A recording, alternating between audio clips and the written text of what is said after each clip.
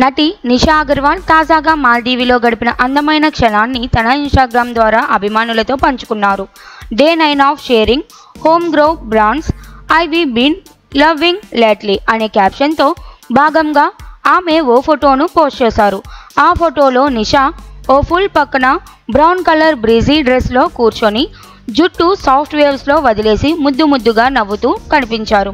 ఈ ఫోటోకు ఆమె ఇచ్చిన వివరాల్లో, ఈ డ్రెస్ను నేను ఇటీవల మాల్దీవిలో వేసుకున్నాను. నిజంగా జీవితంలో ఎప్పుడూ నా దుస్తులపై ఇంతగా కాంప్లిమెంట్స్ వచ్చిన దాఖలాలు లేవు.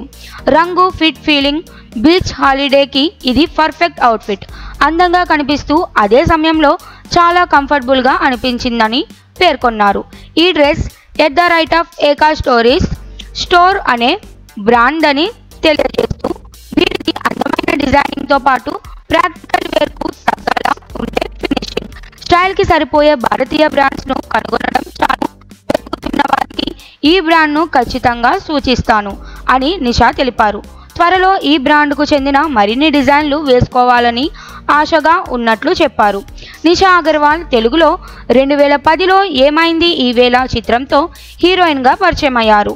ఆ సినిమా మంచి ఆదరణ పొందింది. ఆ తర్వాత మలయాళంలో సోలో, తమిళంలో ఇష్టం, అలాగే తెలుగులో సుకుమారుడు, డీకే బోస్, కప్పడు బాబు వంటి చిత్రాల్లో నటించారు. ఆమె సినీ ప్రయాణం మెరుగ్గా సాగుతున్న సమయంలో పెళ్లి చేసుకొని సినిమాలకు గుడ్ బై చెప్పారు.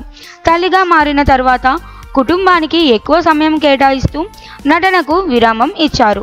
ప్రస్తుతం సోషల్ మీడియాలో యాక్టివ్గా ఉండే నిషా తన ఫ్యాషన్, వ్యక్తిగత జీవితంలోని ముఖ్యమైన క్షణాలను అభిమానులతో పంచుకుంటూ ఉంటారు.